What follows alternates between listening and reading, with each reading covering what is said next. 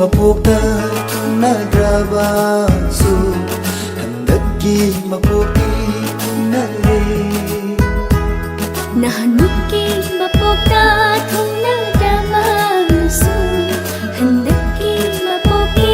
thungnare Harawino kamlasi nagaiga koitani nungsilay pulse masi mapong tudinggi Harawino kamlasi nagaiga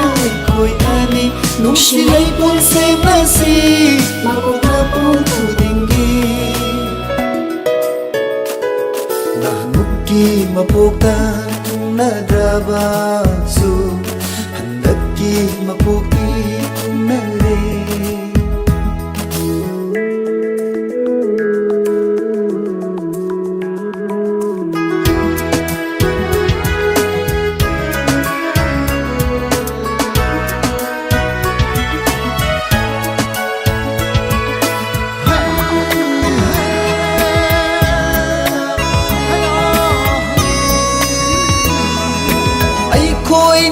Fazarab leikol sida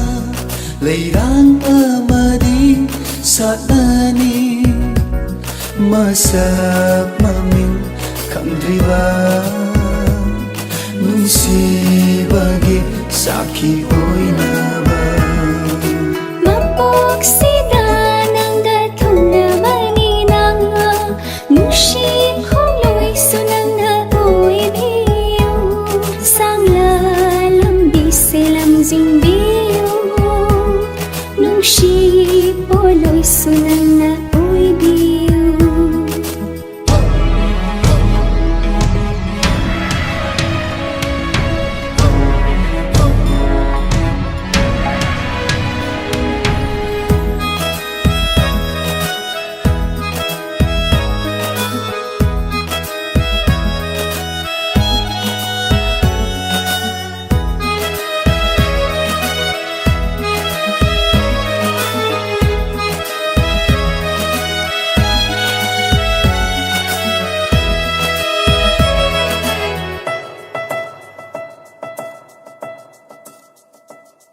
Nang tagini aina hingliba manglan amagilang bida Nang tagini aina hingliba manglan amagilang bida Thado pinu punshigi oy na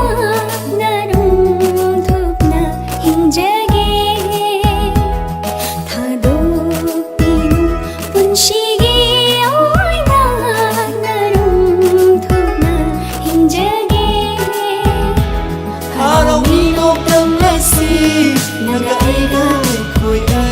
nung sila'y pulse masi